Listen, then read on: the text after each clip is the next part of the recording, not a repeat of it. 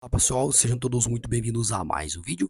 E hoje nós vamos mostrar a como fazer uma gravação de vídeo no mudo aqui no Moto G24. Bom, para fazer isso pessoal, nós vamos aqui na câmera do dispositivo, tá ok? Não tiver em vídeo, você coloca aqui em vídeo, pessoal.